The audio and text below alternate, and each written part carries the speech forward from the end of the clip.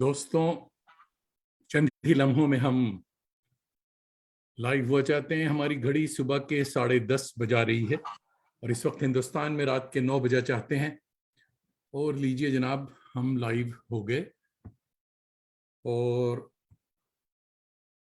رنگ منچ کینیڈا کی ملٹی کلچرل فخریہ پیشکش آوارگی ود دانش میں آپ سب کا خیر مقدم۔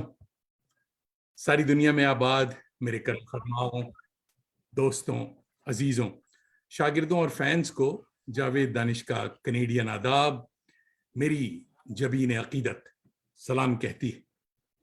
ٹورانٹو کی ایک یخ بستہ سلونی سی صبح ہے، -15 ڈگری، فیلز لائک -22۔ سردی اپنے شباب پر ہے، cold, extreme cold warning alert ہے، برف پڑ رہی ہے ہمک ہمک کر، مگر زندگی رواں دواں ہے۔ مسکرائیے کہ آپ گھنٹہ بھر کے لیے صحیح جاوید دانش کے ساتھ ہوں گے۔ آج آپ کی ملاقات ایک ہمہ جہت قلمکار سے ہوا چاہتی ہے، خوش لباس، خوش کلام اور خوش خصال پروفیسر انیس اشفاق کا کینوس بہت وسیع اور بڑا خوش رنگ ہے۔ آپ افسانہ نگار، ناولسٹ، ناقد، سفر نامہ نگار، خاکہ نگار اور سیزن ٹرانسلیٹر ہیں۔ اے شہر لکھنؤ، تجھے میرا سلام ہے۔ اپنی تاریخ، تہذیب، ثقافت، نوابین کی وزاداریاں، محفل، مجرے، مشاعرے، دیوان اور دسترخوان، کربلائیں، درگاہیں، امام باڑے، روضے اور باغات، سیر تماشے، داستان گوئی، مخصوص لباس اور خوشبو جات کے لیے لکھنؤ ایک عالم میں مشہور ہے۔ مگر غدر کے بعد لکھنؤ کی شناخت، تہذیب اور قدروں کی شکست و ریخت اب ہمارے لیے نوسٹالجیا کا کام کرتی ہے۔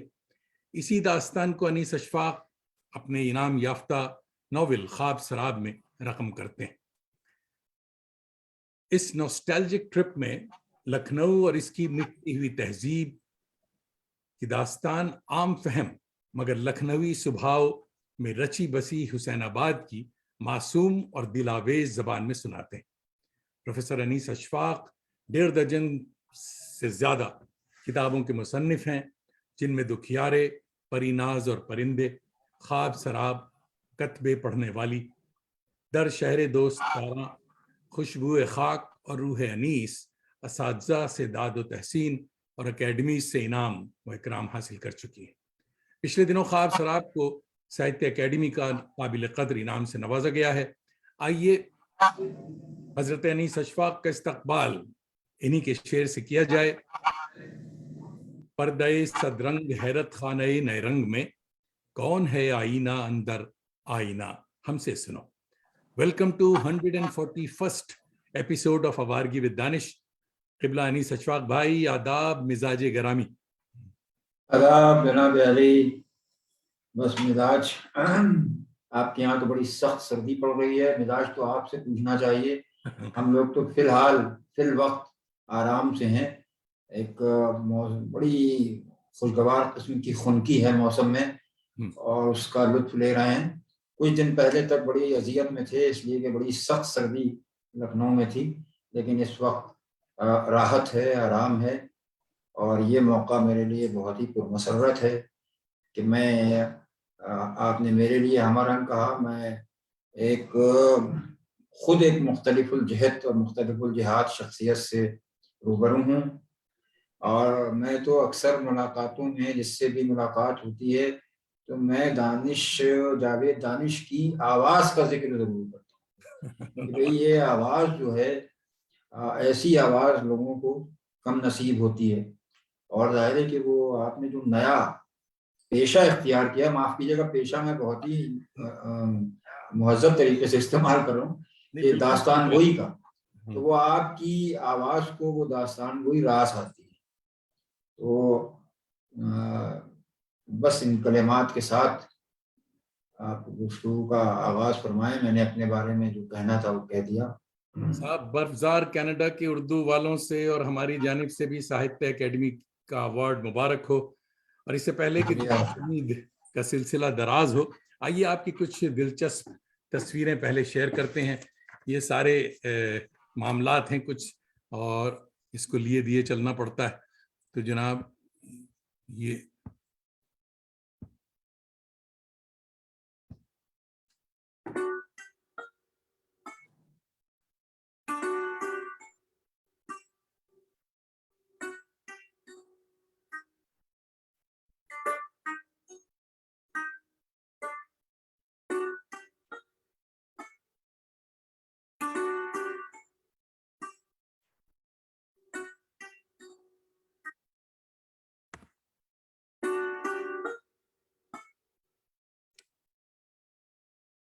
خوش آمدید.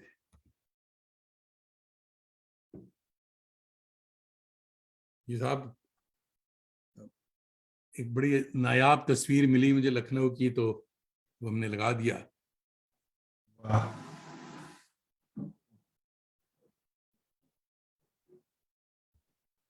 خواب سے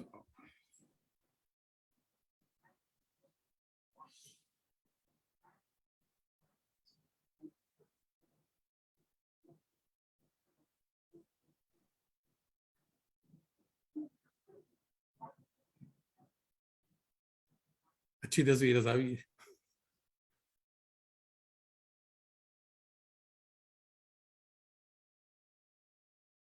کیا بات ہے. Be happy drives people crazy. تو چلیے صاحب یہاں روکتے ہیں.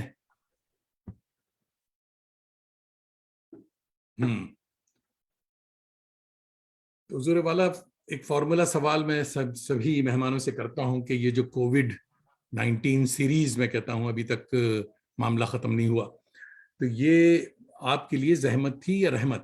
کیسا تجربہ رہا آپ کا؟ میرے لیے تو میں کہوں گا کہ زحمت بھی تھی اور رحمت بھی کہہ لیجیے، اس لیے کہ ایک ظاہر ہے کہ دہشت کا ماحول تو تھا ہی، خطرناک قسم کی وبا تھی. اور میرے لیے تو یہ ہوا کہ میں جناب علی اسی زمانے میں مجھے وائرل ہو گیا. تو ابتداً میں نے یہ جانا کہ میں گیا، لیکن یہ ہوا کہ بھئی یہاں ایک بہت ہی مشہور اسپتال ہے اور ماشاءاللہ بہت مقبول ہو رہا ہے، ایرا میڈیکل کالج لکھنؤ میں. تو اس نے ایک پرسکرپشن 14 دواؤں کا تیار کیا تھا، اس میں سے میں 4-5 دوائیں لیتا رہا اور وہ بالآخر وائرل نکلا بجائے اس کے کووڈ کے. تو ایک ہفتے عشرے کے بعد میں صحت یاب ہو گیا، اور جو وہ زمانہ تھا کووڈ کا کہ جس میں گھر سے نکلنا بند تھا، وہ میرے لیے رحمت اس لیے بنا کہ پھر میں نے بہت سی غزلیں کہیں، اور وہ ایک طرح سے کرونائی غزلیں ہیں. اس زمانے میں جو پورا کی فضا میں جو خوف اور دہشت تھا، اور جو سڑکوں پر سناٹا تھا، اور جو صورتیں میں دیکھتا تھا کس طرح کی ہیں، اور جو بڑے پیمانے پر موتیں ہو رہی تھیں، اسپتالوں کا جو عالم تھا، جو بے بسی تھی، جو بے چارگی تھی، تو ان سب کو میں نے ایک طرح سے شعر کے قالب میں ڈھال دیا. تو کئی غزلیں اس زمانے میں ہو گئیں. پھر یہ کہ اب ظاہر ہے کہ باہر نکل نہیں سکتے تھے، تو بہت سے چھوٹے ہوئے کام تھے وہ کیے، لیکن اسی دوران جو بہت ہی ہیبت ناک المناک خبریں آتی تھیں، ان سے ذہن پر بڑا زبردست اثر ہوتا تھا. مثلا میں آپ بتاؤں کہ علی گڑھ یونیورسٹی میں ایک طرح سے آفت آ گئی تھی. بالکل آفت آ گئی. تدریسی اور غیر تدریسی عملے کے بہت سے لوگ کووڈ کا لقمہ اجل بن گئے، اور اس میں ہمارے بہت سے دوست خود سو گئے اردو میں. ایسے لوگ کہ جن کا چھوٹ جانا، جن کا گزر جانا دل پر شاخ گزرا. تو یہ عجیب و غریب قسم کے تجربات تھے اور عجیب و غریب قسم کے احساسات تھے. اور بہرحال اللہ کا بڑا کرم کہ اس آفت سے، اس دہشت سے، اس ماحول سے ہم نکل آئے.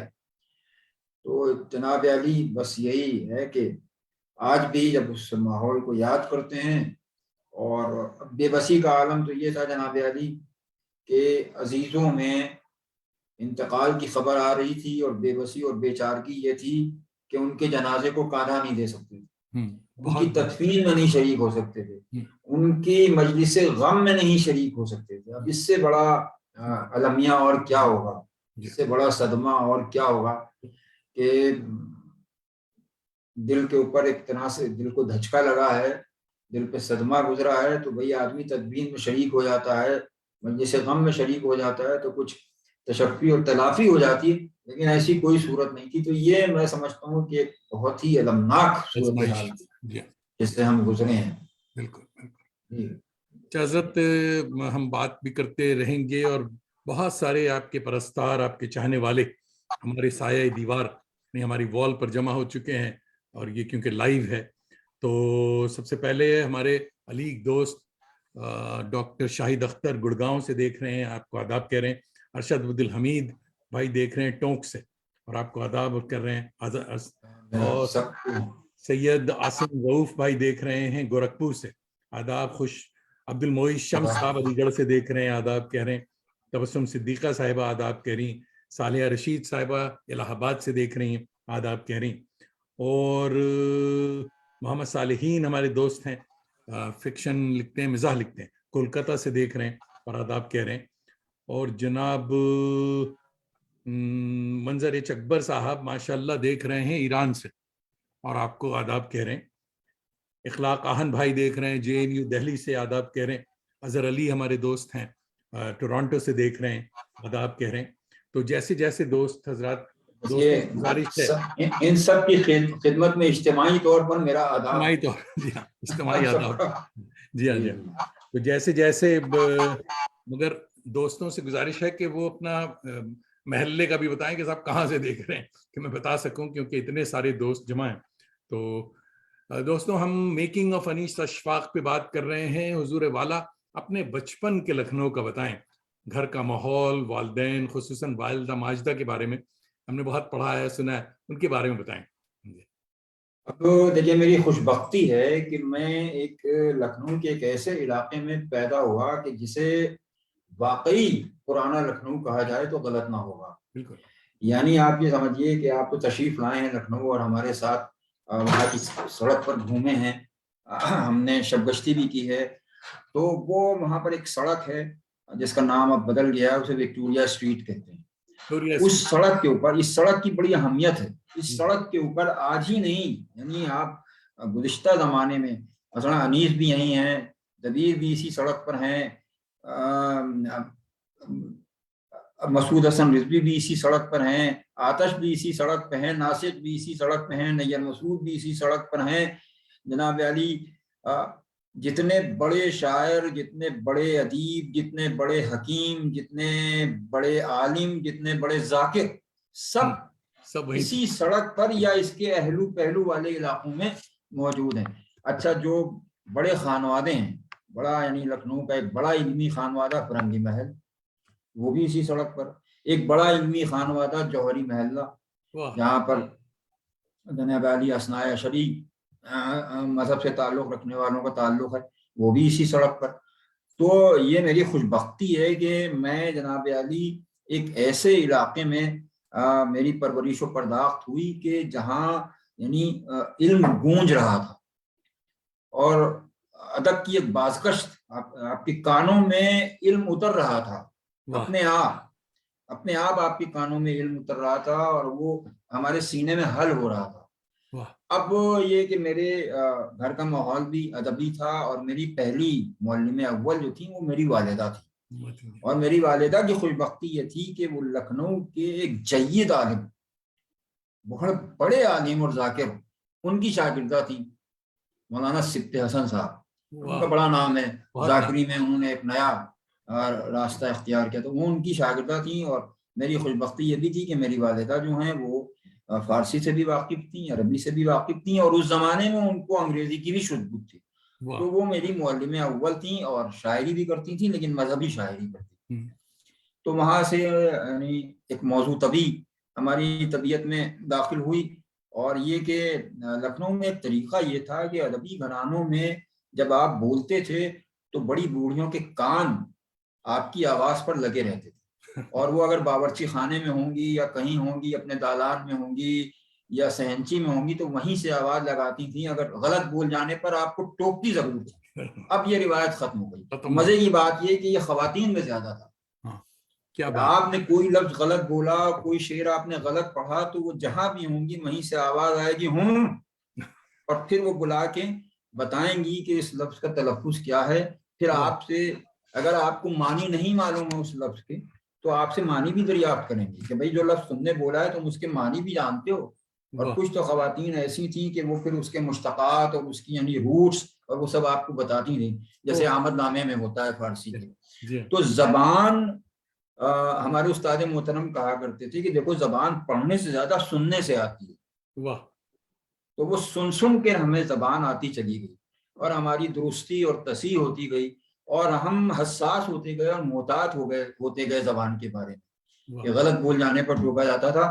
تو اب اور اس میں یہ بھی ہے کہ کبھی کبھی سبقت لسانی کی بنا پر جب کسی سیمینار میں کوئی لفزش ہو جاتی ہے تو آپ سمجھیے کہ راتوں کو نیند نہیں آتی. یہ وہ سبقت لسانی کی وجہ سے ہوتی ہے کہ آپ کے ذہن میں لفظ صحیح ہے, لیکن سبقت لسانی کی بنا پر آپ اسے سلپ آف ٹنگ کی بنا پر آپ اسے غلط بول گئے. اب جب احساس ہوتا ہے تب پھر تو یہ اس پورے ماحول کا اثر تھا کہ وہ جو پرانا لکھنؤ ہے, تو آپ اگر اس ادھر ادھر کہیں بھی لکھنؤ میں جائیں گے تو آپ کو نہ وہ تہذیب نظر آئے گی, نہ وہ آداب نظر آئیں گے, نہ اس طرح کی آپ کو ثقافت نظر آئے گی, نشست و برخاست کے وہ طریقے بھی آپ کو نظر نہیں آئیں. اب میں بچپن میں جب نکلتا تھا گلی میں, تو اب کسی نے شعر بھی کہا ہے, تو ہم کسی بزرگ کو سلام کرتے تھے تو وہ کہتے تھے جیتے رہیے, میاں جیتے رہیے. اب وہ زمانہ نہیں ہے, اور یہ پرانے لکھنؤ میں. اور اس سے بھی پہلے یہ تھا کہ ہمارے یہاں بندگی کہتے, بندگی سلام کی جگہ پر. تو یہ جناب عالی آپ کو آداب سکھائے جاتے تھے. اب میں آپ کو ایک بڑا دلچسپ واقعہ بتاؤں کہ ایک بزرگ نے مجھ سے کہا پرانے لکھنؤ میں کہ یہ بتاؤ کہ ہم اس سے کہنے لگے بلڈنگیں بہت ہیں اس سڑک پر, آپ نے دیکھا ہوگا زینے بہت ہیں. تو کہنے لگے بھائی زینے پر چڑھنے کے بھی آداب ہیں اور اترنے کی بھی. اب نہیں سمجھ میں نہیں آیا, میں نے یہ کیا کہنے, دیکھیے جب کوئی مہمان آپ زینہ چڑھ رہا ہو تو آپ پیچھے ہوں گے اس کے, اور جب وہ زینہ اتر رہا ہو تب آپ اس کے آگے ہوں گے. سمجھایا انہوں نے یہ کہ خدا نہ خواستہ اس کا پیر لڑکھڑایا تو آپ دونوں صورتوں میں اس کے محافظ بن جائیں. واہ, یہ آداب میں بھی شامل تھا اور اس کی ایک منطق بھی تھی. واہ واہ واہ. تو ایسے ماحول میں اور ان حالات میں جناب علی ایک طرح کی پرورش و پرداخت ہوئی, اور ظاہر ہے کہ جو ابتدائی زمانہ ہوتا ہے, جو آپ کی تشکیل و تعمیر کا زمانہ ہوتا ہے, وہ بہت اہم ہوتا ہے, اور وہ آخر وقت تک اس کا اثر قائم رہتا ہے. تو جو میری ذہنی تشکیل و تعمیر کا زمانہ ہے, اس کے لیے میں اس زمانے کا احسان مند ہوں اور خدا کا شکر ادا کرتا ہوں کہ مجھ سے ایسی صحبتیں نصیب ہوئیں. اب آگے تو ذکر آئے گا کہ اس کے بعد. جی, آپ نے قبلہ مسعود حسن رضوی کو دیکھا ہے, سنا ہے؟ جی جی, نیر مسعود صاحب کی قربت حاصل ہوئی ہے. ہمارے نوجوان دوستوں کو ان دو بزرگوں کا بتائیں, یہ بہت امپورٹنٹ ہے. جی, اب آپ دیکھیے, ابھی میں نے آپ کو وہی آداب, زینے پر چڑھنے کے آداب, اب آپ سمجھیے میں نے آخر عمر میں دیکھا تھا مسعود حسن رضوی ادیب کو, اور میں نے اس کا اپنی نئی کتاب میں ذکر بھی کیا ہے, جو نیر مسعود کے, وہ کتابوں سے بالکل گھرے رہتے تھے چاروں طرف ان کی کتابیں. تو میں نیر مسعود صاحب کے بعد میں تو دوسرے دروازے پر دستک دی جانے لگی تھی, لیکن اس زمانے میں جب مسعود حسن رضوی باقید حیات تھے تو ان کا جو بڑا دروازہ ہے وہاں دستک دی جاتی تھی. دستک کیا دی جاتی تھی, یعنی باقاعدہ دروازے کو. تو خیر میں نے ایک بار جب دستک دی تو خود مسعود حسن رضوی برآمد ہوئے, اور میں نے انہیں سلام کیا, اور اس کے بعد ان سے کہا کہ حضور کا مزاج کیسا ہے. تو انہوں نے توقف کیا, میری طرف دیکھا, حضور کے مزاج کیسے ہیں. انہوں نے توقف کیا, میری طرف دیکھا, کہنے کہ جناب مزاج تو ایک ہی ہوتا ہے, بہت سے تو ہوتے نہیں, بہت سے مزاج نہیں ہوتے ہیں, ایک ہی مزاج ہوتا ہے. تو جناب وہ پھر تو میں نے ان کو دیکھا. یہ بھی میری خوش بختی ہے کہ میں نے, جیسے لوگ کہتے ہیں کہ ہم نے ان کی آنکھیں دیکھی ہیں, تو ہم نے اتنے جید عالموں کی آنکھیں دیکھی ہیں, اور ظاہر ہے کہ وہ موقع ایسا نہیں تھا کہ ہم ان سے استفادہ کرتے. وہ عمر کی آخری منزلوں میں تھے, اور ہم نے تازہ بتازہ نیر مسعود کے دروازے پر دستک دینا شروع کی تھی. تو اکثر و بیشتر وہ ٹہلتے ہوئے نکل آتے تھے، یا مجھے کبھی کبھی اپنے اس کمرے میں جو بعد میں نیر مسعود کے تصرف میں آ گیا اس میں وہ بیٹھتے تھے اور چاروں طرف کتابیں گھری رہتی تھیں.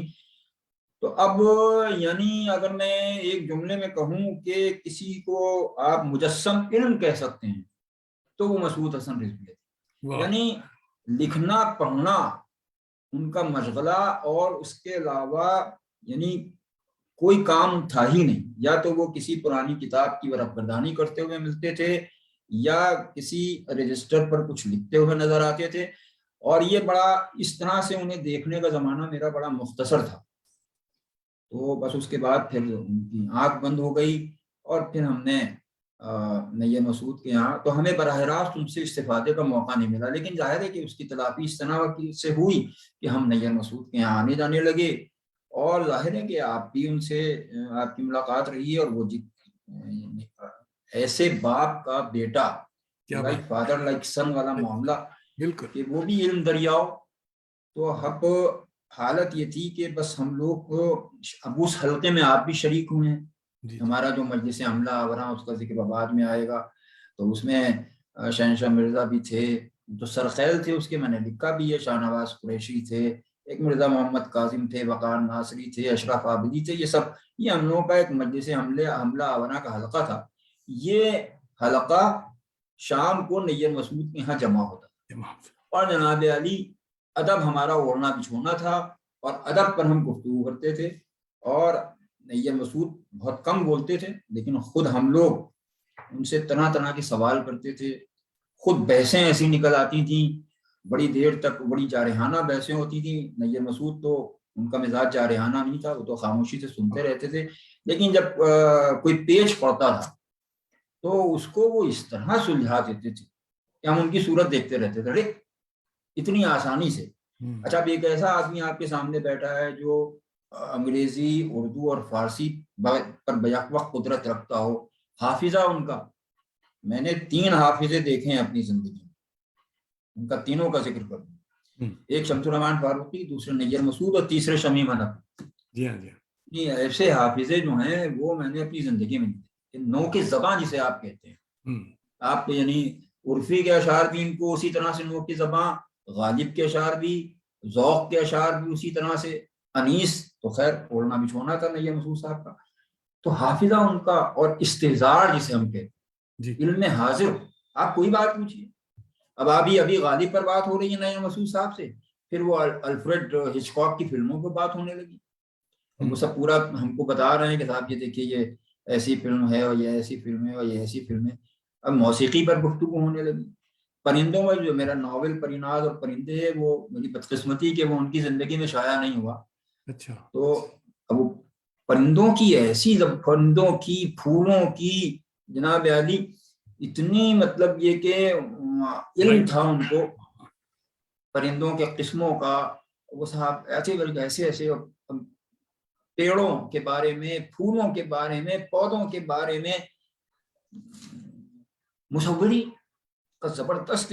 تو میں تو یعنی کس طرح سے کہوں کہ میں کتنا خوش بخت تھا کہ ایسے لوگوں کی صحبتیں مجھے نصیب ہوئیں، اور ان کے قدموں میں بیٹھ کر میں نے سبقن علم حاصل کیا. کیا بات ہے، سبقن، اگر میں کہیں تو غلط نہ ہوگا. تو اب سب سے بڑا حاصل یہ تھا ان کی صحبتوں کا کہ اعتماد پیدا ہوا. اور نیر مسعود یہ کہا کرتے تھے کہ دیکھو علم کا سب سے بڑا فائدہ یہ ہے کہ یہ شخص کے اندر اعتماد پیدا کرتا ہے. جتنا علم حاصل کرو گے اتنا اعتماد. ہمارے ایک دوسرے استاد تھے، دیکھیے یہ سب مقولے، جو حضرات سن رہے ہیں وہ اس سے یعنی محظوظ ہوں گے. ہمارے جو براہ راست استاد تھے پروفیسر شبیر حسن، وہ یہ کہا کرتے تھے، 2 چیزیں میں آپ کو ان کی سناؤں. وہ یہ کہتے تھے کہ دیکھو کم جاننا کوئی عیب نہیں، نہ جاننا بھی کوئی عیب نہیں، لیکن غلط جاننا بہت بڑا ہے. اور تم جس پیشے میں ہو اس میں تم نسلوں کو برباد کر دو گے اگر تم غلط جانتے. استاد کے لیے صحیح علم کا ادراک اور صحیح علم کا حاصل ہونا ضروری ہے. تو اگر غلط جانتے ہو یہ سب سے بڑا. اور دوسری بات محترم میں آپ سے کہوں، یہ کہتے تھے کہ دیکھو اس بات پر اترانا تو بہت آسان ہے کہ تمہیں کیا آتا ہے، لیکن اس بات پر شرمانا بہت مشکل ہے کہ تمہیں کیا نہیں آتا ہے. ہائے ہائے. تو ہمیشہ اپنا احاطہ اس طرح سے کرنا, محاسبہ اس طرح سے کرنا کہ تمہیں کیا نہیں آتا ہے, واہ تو تمہارے اندر علم کا تجسس جو ہے باقی رہے گا. واہ واہ واہ. یہ جناب عالی صحبتیں. تو میری یعنی نیر مسعود صاحب سے میری کئی ملاقاتیں ہوئیں, اور وہ آپ جو بتا رہے ہیں کہ گھر کا جو ماحول تھا کہ کتابوں میں گھرے بیٹھے ہیں, تو وہ کمرہ واقعی ہم نے بھی دیکھا. اور میری خوش بختی ہے کہ انہوں نے میرے ڈراموں کا مجموعہ ہجرت کے تماشے پر تبصرہ بھی کیا, جو شامل ہے صاحب. اور آپ کا ناول جو ہے پریناز اور پرندے, جس کا ابھی ذکر ہوا, تو نیر مسعود صاحب کی طاؤس چمن کی مینا, ہاں, یہ اس کی کل یاد آوری کہیں یا متن پر متن بنانا کہا جاتا ہے. تو یہ تحریک کیسے ہوئی آپ؟ اصل میں دیکھیے ان کی یہ کہانی بہت مقبول ہوئی, بہت مقبول, بہت زیادہ. اور یعنی اس سے پہلے ظاہر ہے کہ وہ افسانے لکھتے تھے, اور زبان کے اعتبار سے اور ایک اس کا جو سحر ہے اور جو ایک ماحول استجاب آمیز جو ان کی کہانیوں میں ہے, یہ کہانی ان کی ان کہانیوں سے بالکل الگ تھی.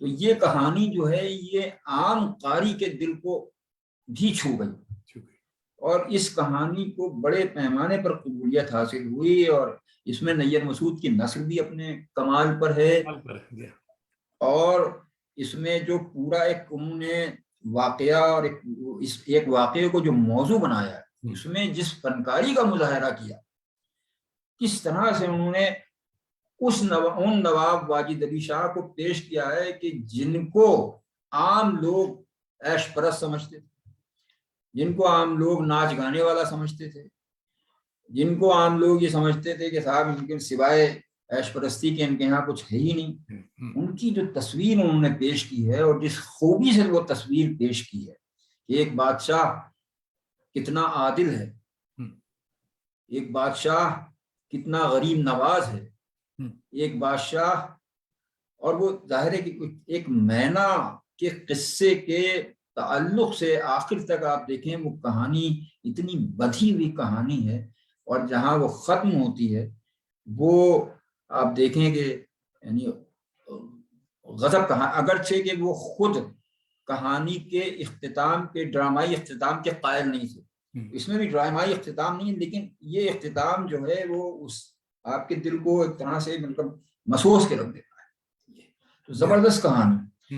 تو بس بیٹھے بیٹھے مجھے یہ خیال آیا کہ جہاں تک انہوں نے کہانی بیان کی ہے, کیوں نہ جو آپ نے کہا جیسا کہ متن پہ متن قائم کرنا, تو کیوں نہ اسی دیکھیے خواب سراب میں نے رسوا کے کو آگے بڑھایا, اور پریناز اور پرندے میں جو آئیڈیا مجھے آیا کہ میں نے یہ کہانی جہاں سے ختم ہوئی ہے وہیں سے میں شروع کروں. بہت اچھا ہے. تو وہ کہانی بھی تیسری نسل پہ ختم ہو رہی ہے, اور خواب سراب کی کہانی بھی تیسری نسل پر ختم ہو رہی ہے.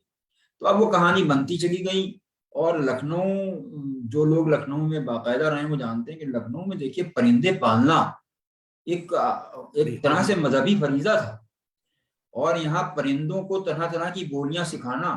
میری والدہ صبح کو پنجرے میں بیٹھے ہوئے طوطے کے سامنے آ کر اس سے پوچھتی تھیں, مٹھو بیٹے, اور وہ ہمارے یہاں نبی جی بھیجو, بالکل عام نبی جی بھیجو, نبی کی توصیف اور نبی کی وہ, اور اسی آواز میں جیسے اس طوطے کے سامنے کہا جاتا تھا وہ اسی طرح سے. تو میرے یہاں کبوتر بھی پلے ہوئے تھے, میرے یہاں چڑیاں بھی, اور دلچسپ بات آپ کو بتاؤں کہ اسی شوق کا نتیجہ ہے کہ جو ابھی میں نے اپنا گھر بنوایا ہے ظاہر ہے کہ گراؤنڈ فلور سے اوپر, تو اس میں نے ایک جانور خانہ بنایا. ارے واہ.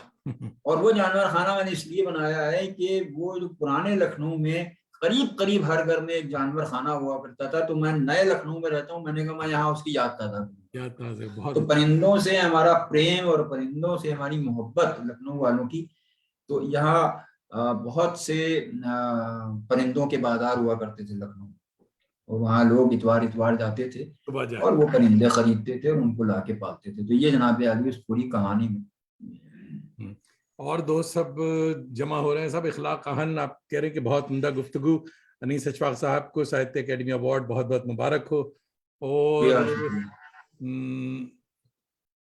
وزیر احمد مصباحی صاحب آداب کہہ رہے ہیں, اور بہت سارے ساتھی ساہتیہ اکیڈمی ایوارڈ سبوں کی طرف سے ہم نے کہہ دیا مبارک ہو ان سب.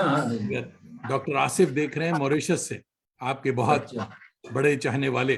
جی ہاں, آصف کو بھی ہمارا سلام کہیے گا اور ہمارا پیغام محبت پہنچائیں آصف سے ہماری خوب.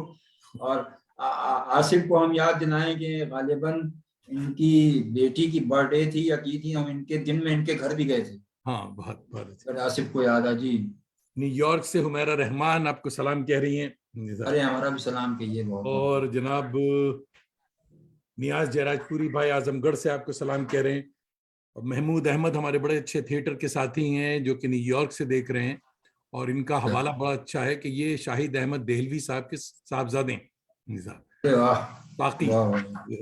تو اور جناب میرا مین کہہ رہی ہیں کہ انیس اشفاق صاحب ہمارے ادب کا بہت اہم نام ہے, سفر زیدی سے بھی ان کا تعلق بہت قریب کا تھا. بالکل جی جی جی جی. اور جناب محمد فیروز دیکھ رہے ہیں کلکتے سے. زین رامش بھائی دیکھ رہے ہیں یعنی جھارکھنڈ جسے رانچی اب کہتے ہیں وہاں سے. زبیر شاداب بھائی دیکھ رہے ہیں علی گڑھ سے. اور گل خان دیکھ رہی ہیں میرے خیال میں لوگ لکھتے نہیں, یہ جے پور سے دیکھ رہی ہیں, سلام کہہ رہی ہیں. اور جناب زبیر کہہ رہے ہیں کہ آداب, آج کے مہمان میرے لیے ذاتی طور پر بڑے مقتدر ہیں, ساہتیہ اکیڈمی کی مبارکباد. آباد بھائی دیکھ رہے ہیں, سلام کہہ رہے ہیں. علیز نجف اعظم گڑھ سے دیکھ رہی ہیں, آپ کو سلام کہہ رہی ہیں. اور جناب کلیم حاذق دیکھ رہے ہیں کولکتہ سے. اور آفتاب پٹھان دیکھ رہے ہیں لکھنؤ سے. اور جناب نعمان قیصر دیکھ رہے ہیں. بہت سارے دوست بھائی لمبے لمبے کمنٹس نہ دیں, بہت سارے سوال ابھی رہتے ہیں. تو جناب بہت بہت شکریہ آپ سبوں کے جوائن کرنے کا. دیکھتے رہیں, ساتھ ساتھ باتیں بھی سنتے رہیں. آپ قبلہ ماضی پرست کے طور پہ مشہور ہیں, بلکہ بدنام. اتفاق کرتے ہیں آپ. جی جی, مجھے کچھ کہنا ہے. ہاں تو یہ ماضی دیکھیے, ہاں یہ تو آپ دیکھیے ماضی جو ہے وہ ہماری ثقافت کا, ہماری تہذیب کا اور ہماری شخصیت کا بہت اہم حصہ ہے. آپ ماضی سے اپنے آپ کو منقطع کر ہی نہیں سکتے. ماضی کی طرف, ماضی پرستی کا یہ مطلب نہیں ہے کہ آپ قنوتی ہو جائیں, قنوتیت ایک بالکل, لیکن ماضی پرستی جب تک آپ اپنے گزشتہ زمانوں میں نہیں جائیں گے, آپ اپنے گزشتہ زمانوں کی ان روشن تصویروں کو نہیں دیکھیں گے جن تصویروں میں بہت سے رازہائے سربستہ پنہاں ہیں. تو ماضی کی طرف جانا اس کا مطلب یہ نہیں ہے کہ ہم گویا کوئی بہت ہی قنوتیت پرست ہو گئے ہیں, ہم پیسیمسٹک ہو گئے ہیں. اب آپ یہی دیکھیں کہ میں خواب سراب میں بھی ماضی کی طرف گیا, اور خواب سراب میں تو سب سے زیادہ, لیکن میرا طریقہ یہ تھا کہ میں یہ دیکھ رہا تھا کہ لکھنؤ کس طرح سے بدل رہا ہے, اور یہ میں بچپن سے دیکھ رہا تھا کہ لکھنؤ بدل رہا ہے. لکھنؤ کی پوری تہذیب, لکھنؤ کی پوری ثقافت جو ہے وہ بدلتی جا رہی ہے. تو اب میرے لیے ضروری تھا. اچھا پھر یہ کہ یہی نہیں تھی, تاریخ بدل رہی ہے, تاریخی آثار تبدیل ہو رہے ہیں, پوری تہذیب اور ثقافت پر زمانہ جو ہے وہ بری طرح سے اثر انداز ہو رہا ہے. اور اس زمانے کا اس اثر کو سب سے اچھی طرح سے اقبال نے مسجد قرطبہ میں پیش کیا. کیسے ماضی جو ہے اس کی چیرہ دستیاں, اس کی تباہ کاریاں, زمانے کی تباہ کاریاں, تو زمانہ جو ہے وہ کیسے حال پر اثر انداز ہوتا ہے. تو اس کے لیے مجھے دیکھنا تھا کہ گزرے ہوئے زمانوں میں کی روشن تصویریں دیکھنا بھی تھا اور دکھانا بھی تھا. ایک زمانہ تھا کہ ہماری تہذیب کتنی ترقی یافتہ تھی, ہر میدان میں, یعنی فنون لطیفہ کی ہر میدان میں لکھنؤ پیش تھا. رقص ہو, موسیقی ہو. اب مصوری ظاہر ہے کہ اسلام میں تھوڑا اس کے بارے میں تکلف ہے, تو شاعری, موسیقی اور یہ آپ کے رقص, یہ فنون لطیفہ جو ہیں ان کو جیسی ترقی اور جیسا فروغ لکھنؤ میں حاصل ہوا, کم جگہیں آپ ایسی دیکھیں گے. موسیقی کو لکھنؤ نے کہیں سے کہیں پہنچا دیا. شاعری آپ دیکھ لیں کہ 4 بڑے شاعروں میں سے ایک شاعر تو لکھنوی کا ہے, انیس. تو اتنا یعنی ادب کا اور فنون لطیفہ کا یہ فروغ ہوا, تو میرے لیے دیکھنا ضروری تھا کہ ہم پہلے کیا تھے اور اب کیا ہیں. یہ ایک طرح کا محاسبہ ہے ماضی اور حال کا, اور ایک تشویش ہے مستقبل کے تئیں. تو خواب سراب دراصل یہ ایک سفر ہے اس کا. اب چونکہ ماضی اس میں بہت زیادہ ہے تو لوگوں نے یہ کہنا شروع کر دیا کہ صاحب وہ میں ماضی پرست ہوں, لیکن سوال ماضی یا مستقبل پرست ہونے کا یا آشاوادی ہونے کا یا ماضی کی طرف مراجعت کا نہیں. سوال یہ کہ اس میں سے نکل کے کیا آتا ہے. اگر آپ نے پڑھنے والے کو کچھ دیا ہے تو آپ مطمئن ہیں, اور اگر پڑھنے والا اس سے بیزار ہوا ہے تو یہ آپ کی ناکامی ہے. تو اب یہ تو پڑھنے والے کو طے کرنا ہے. میں اپنے بارے میں, اپنی تحریروں کے بارے میں گفتگو خود زیادہ نہیں کرتا خاکسار. تو اب اگر ان تحریروں سے پڑھنے والے کو کچھ حاصل ہوا ہے, پڑھنے والا محظوظ ہوا ہے, پڑھنے والے کے شعور اور ادراک میں کوئی اضافہ ہوا ہے, تو انیس اشفاق کامیاب ہیں. اور اگر یہ سب نہیں ہوا ہے تو انیس اشفاق, یہ ہر تحریر کے بارے میں, خواہ وہ مستقبل سے متعلق ہو خواہ وہ. اب میر کو آپ لے لیں, میر یعنی شاعروں کو لے لیں آپ, ابھی رسوا نے یہ سب گزرے ہوئے زمانوں کو یاد کرنا, اور یہ نوسٹیلجیا جو ہے یہ کوئی بری چیز نہیں ہے. یاد آفرینی یا گمشدہ حقائق کی بازیابی یا گمشدہ تصویروں کو دیکھنا یہ کوئی بری چیز نہیں ہے. بڑے بڑے ادیبوں نے اپنے ماضی کو بھی, آپ یہ سمجھیے کہ جوائس کا ناول یولیسس جو ہے نا, وہ اس شہر کی تصویر پیش کر رہا ہے, اور اس کے بارے میں یہ کہا جاتا تھا کہ اس نے اس شہر کی اس طرح سے یہ تصویر پیش کی ہے کہ اگر یہ شہر گم ہو جائے تو اس شہر کی نو تعمیر جو ہے وہ یولیسس جوائس کے یولیسس میں بیان کی ہوئی تصویروں کے ذریعے ہو جائے. بالکل. تو یہ دنیا کے بڑے ادیبوں نے ماضی سے علاقہ رکھا ہے, ماضی کو اپنے حافظے میں تازہ رکھا ہے, اور وہی بات جو میں کہہ رہا ہوں کہ آپ نے اس کو پیش کس طرح کیا ہے.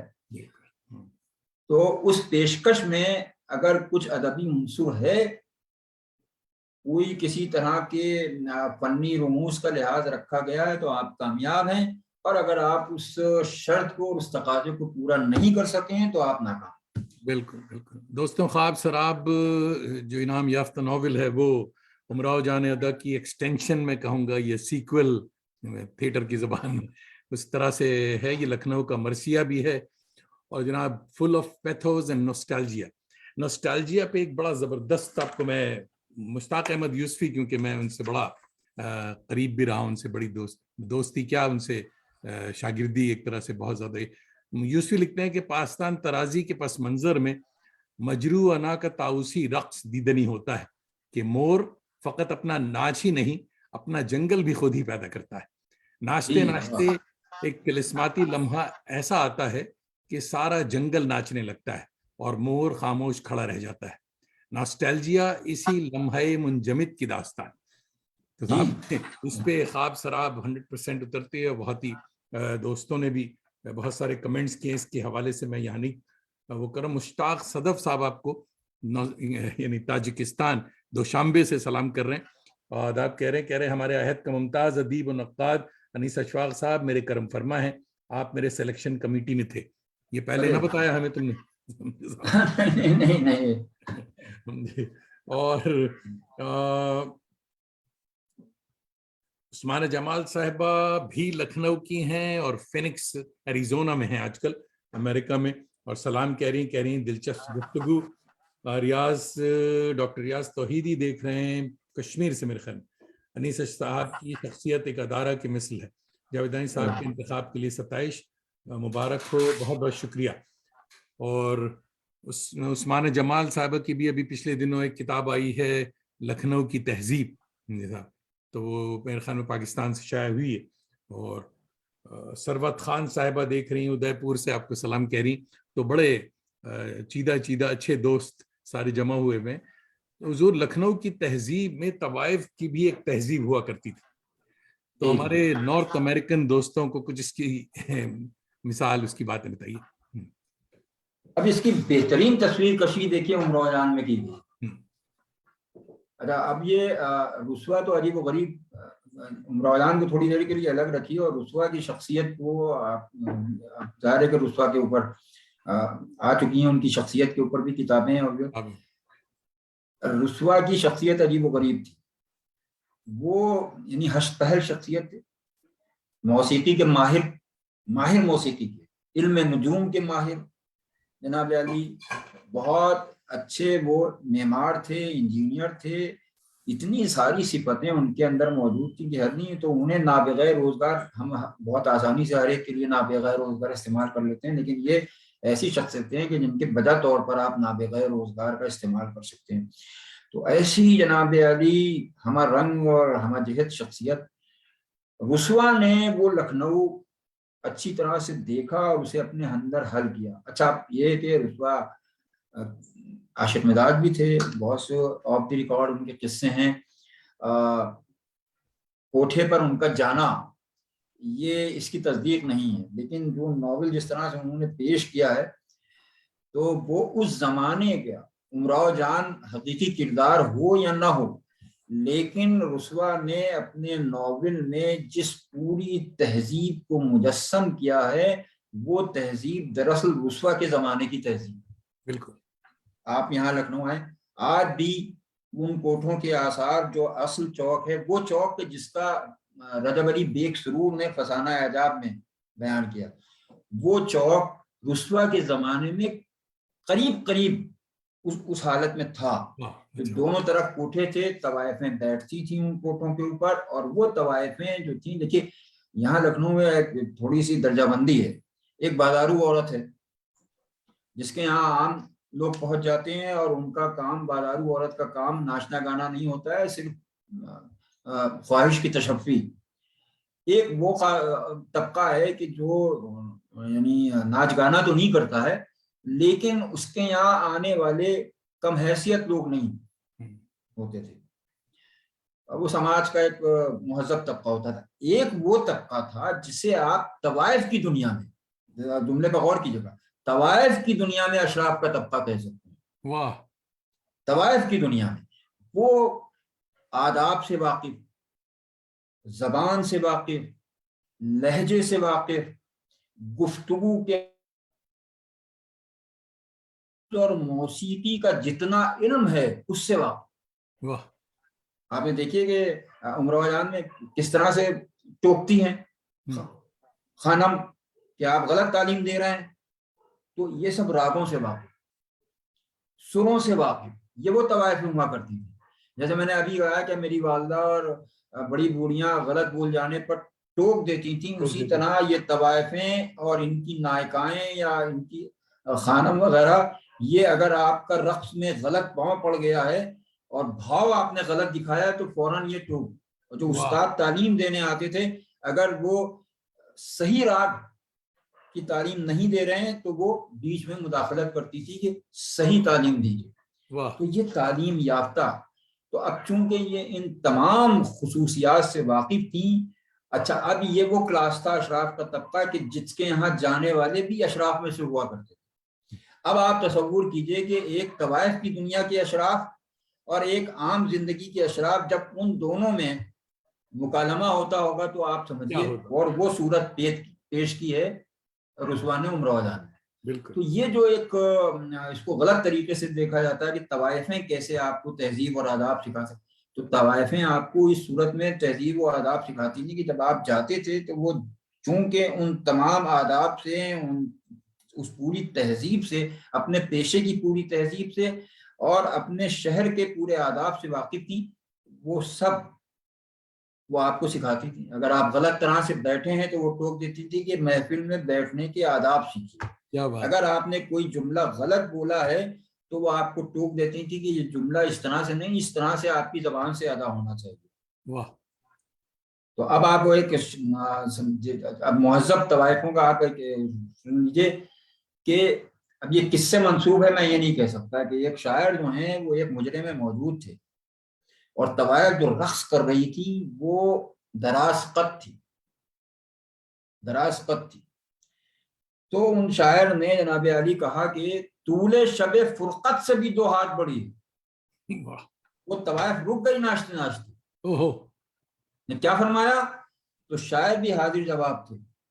انہوں نے فوراً اس کی تلافی اس طرح کی کہ یہ زلف مسلسل جو تیرے رخ پہ پڑی ہے طول شب فرقت سے بھی 2 ہاتھ بڑی. کیا بات ہے. یہ کلچر تھا، یہ تہذیب مجروں کی تھی. عام لوگ مجروں میں اور اس طرح سے شرکت نہیں کر سکتے تھے. وہی لوگ جو مجروں کی تہذیب سے واقف تھے، رقص کی اور موسیقی کی تہذیب سے. اچھا کوئی ان طوائفوں کا بھی کہ جیسے انیس نے کہا ہے کہ نافہم سے کب دادے سخن لیتا ہوں. نافہم ہے مجھے. تو یہ طوائفیں جو ہیں، یہ بالکل میں صحیح بات کہہ رہا ہوں کہ یہ ان لوگوں سے داد قبول کر ہی نہیں سکتی تھیں جو سروں سے اور راگوں سے اور رقص کے بھاؤ سے واقف نہیں تھی. واہ واہ. یہ جناب علی یہاں پر. جی جی. کوثر مظہری دیکھ رہے ہیں دہلی سے، آپ کو سلام کہہ رہے ہیں انیس اشفاق صاحب ایک نہایت عمدہ تخلیق کار بھی ہیں اور نقاد بھی ہیں. جناب محمد اسامہ اڑیسہ سے دیکھ رہے ہیں، آپ کو دعائیں دے رہے ہیں کہ اللہ سلامت رکھے. جی. اور بھی جو ساتھی دیکھ رہے ہیں یہ ضرور لکھیں بھائی کہاں سے دیکھ رہے ہیں آپ. خواب سراب میں داستان گوئی پہ بھی جو مجھے مزہ آیا صاحب کہ داستان گوئی پہ بڑی حاصل ڈیٹیلز موجود ہے. تو آج کی جو داستان گوئی آپ دیکھ رہے ہیں تو اس پہ کچھ کمنٹ اس پہ. اب آپ نے میں بہت یعنی ایک ایسے موضوع کو چھیڑ دیا ہے جس پر گفتگو کرتے ہوئے تھوڑا سا میں اپنے آداب سے باہر نکل جاتا ہوں. اب پوچھئے کیوں. دیکھیے بہت سے علوم اور فنون کا گہوارہ ہے لکھنؤ. یہ بات میں اس لیے نہیں کہہ رہا ہوں کہ میں لکھنؤ کو. اب داستان گوئی بھی ابتدا اس کی یہیں سے ہوئی. جتنی بڑی داستانیں ہیں وہ یہیں لکھی گئیں. اور یہی نہیں، ابھی ایک صاحب نے جنہوں نے داستانوں کا انگریزی میں ترجمہ کیا ہے، تو میں نے ابھی اپنے ایک مضمون میں مرادی کہانیوں کا ذکر کیا تھا. انہوں نے وہ میرا مضمون پڑھا اور بڑا تجسس ان کو پیدا ہوا کہ صاحب یہ مرادی کہانیاں کیا ہوتی ہیں. میں نے تو ترجمہ کیا ہے. ہاں مظفر فاروقی صاحب، انہوں نے مجھ سے کہا کہ صاحب مجھے آپ اس کے بارے میں کچھ بتائیں. یہ تو الگ بات ہے. اب داستان گوئی کے آداب ہوا کرتے تھے. جیسے میں ابھی تک یعنی ہر فن کے آداب کے اوپر ہماری گفتگو ہو رہی ہے. ماشاءاللہ آپ بہت سوال بھی بہت اچھے کر رہے ہیں. تو داستان گوئی کے آداب تھے اور مرثیہ گوئی اور داستان گوئی دونوں کے آداب میں بڑی مماثلت تھی. نہ مرثیہ گوئی میں آپ جسم کو حرکت دے سکتے ہیں، یہ جو ہاتھ چلائے جاتے ہیں، اور تلوار میں ہے تو تلوار کی آپ نے صورت بنا دی، اور گھوڑے دوڑا رہے ہیں تو آپ گھوڑے دوڑانے کی. انیس کا اور ہمارے داستان گوئیوں کا کمال یہ تھا کہ وہ صرف اپنی باڈی لینگویج سے تاثرات کو واضح کرتے تھے. اگر انہیں پانی برستا ہوا دکھانا ہے تو ان کی باڈی لینگویج ایسی ہوتی تھی کہ آپ پانی کو برستا ہوا دیکھنے لگتے. یہی داستان گو. کبھی کسی داستان گو نے آخر میں ان خوشبختوں میں ہوں کہ میں نے آخری داستان گو سے وہ داستانیں سنی ہیں. تو کبھی یہ ہاتھوں کا چلانا اور یہ وہ کرنا چشم و ابرو کے اشاروں سے اور جسم کے حرکات و سکنات سے وہ پوری تصویر کشی کرتے تھے. اچھا آپ ٹھیک ہے آپ تھوڑا سا باڈی لینگویج، لیکن اب جو ہمارے داستان ہوئے ان سب سے معافی کے ساتھ، تو اب تو معاف کیجیے گا ایک بڑا سخت لفظ اگر آپ اجازت دیں تو میں استعمال کروں. لکھنؤ میں ایک پیشہ ہے، تو ان کے پیشے کی خصوصیت یہ ہے کہ اگر وہ اس طرح سے ہاتھ پیر نہیں چلائیں گے تو ان کا پیشہ جو ہے وہ ختم ہو جائے گا. اور وہ پیشہ کہلاتا ہے بھانڈ، بھانڈوں کا. وہ ان کے پیشے کی خصوصیت ہے. ان کے یہاں وہ چیز لازم ہے، وہ اسی کی روٹی کھاتے ہیں. ہمارے یہاں جو داستان گوئی کی جا رہی ہے اس کے آداب ذرا سا بالکل مختلف ہیں. اب جیسے آپ، اچھا پھر اس میں وائس کوالٹی، جیسے آپ ہیں، اب آپ کی، میں نے یہی کہا، کسی نے مجھ سے کہا کہ صاحب وہ داستان گوئی کی طرف آ گئے. میں نے کہا بہت صحیح شخص آیا ہے. اچھی سب سے بڑی چیز یہ ہے کہ داستان گوئی کی جان جو ہے وہ داستان گو کی آواز. آواز ہے. اگر اس کے پاس آواز نہیں ہے, آواز کا مطلب یہ نہ سمجھیے گا پاٹدار آواز نہیں, آواز کا مطلب یہ ہے کہ موسیقی میں بھی پرکشش آواز اور غیر موسیقی کے جو امور ہیں ان میں بھی آواز کی کشش بہت کام کرتی ہے.